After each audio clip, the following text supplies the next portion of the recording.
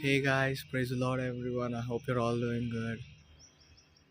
Uh, Let us discuss about some things in this new year, and mainly we will concentrate on a verse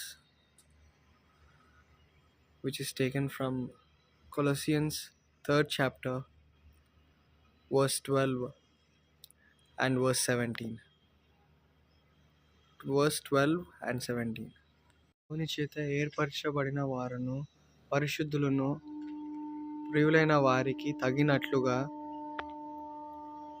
గల మనస్సును దీర్ఘశాంతమును దయాలత్వమును వినయమును సాత్వికమును ధరించుకొనుడి. So put on therefore as elect of gods a mind of humbleness, long suffering and self-control, kindness, bowels of mercies. So దేవుడు మనకి ఏ విధంగా మాట్లాడుతున్నాడంటే,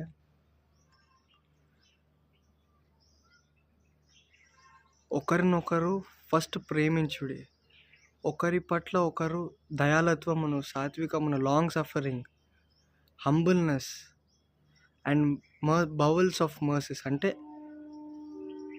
ఎంత వినయముతో ఒకరినొకరు treat చేయాలి. మనం ఆ వస్త్రములను ధరించుకోవాలి. ఆ వస్త్రములను మన సొంతగా మనం ధరించుకోలేము. దయాలత్వము, సాత్వికము ఇవన్నీ ఆత్మఫలములు.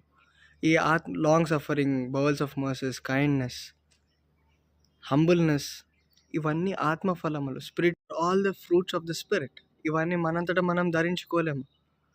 పరిశుద్ధాత్మని సహవాసం ద్వారానే, పరిశుద్ధాత్మని సహాయము ద్వారానే, పరిశుద్ధాత్మని నింపుదల ద్వారానే మనకి ఇవన్నీ ధరించబడతాయి. So God is telling us, look on the things which are above, not on the earthly things. In Colossians 1 and 2, మీరు క్రీస్తుతో కూడా లేపబడిన వారైతే పైన వాటిని వెతకుడి. అక్కడ క్రీస్తు తండ్రి దేవుని కుడిపర్శమున కూర్చుని ఉన్నాడు. భూ సంబంధమైన వాటిని కాదు, పైన వాటిని వెతకుడి. Set your minds on the things which are above, not on earthly things.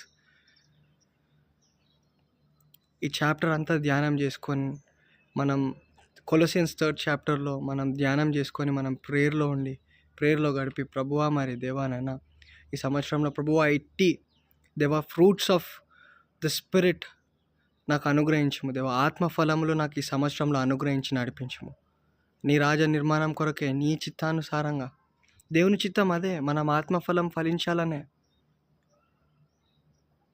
అది మనంతటా మనం చేయలేము కాబట్టి, అది రాదు కాబట్టి దేవుడు తానే దిగి వచ్చి మన కొరకై మరణించి తిరిగి లేచి మళ్ళీ రాబోతున్నాడు.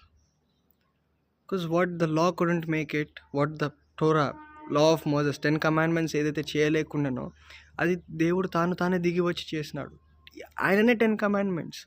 He himself is a 10 commandments. He himself is a baptism. He himself is a resurrection of life. He is the life.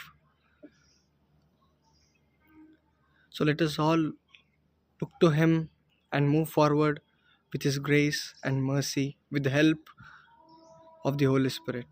Glory be to the Father, Son and the Holy Spirit who is in Trinity. Amen.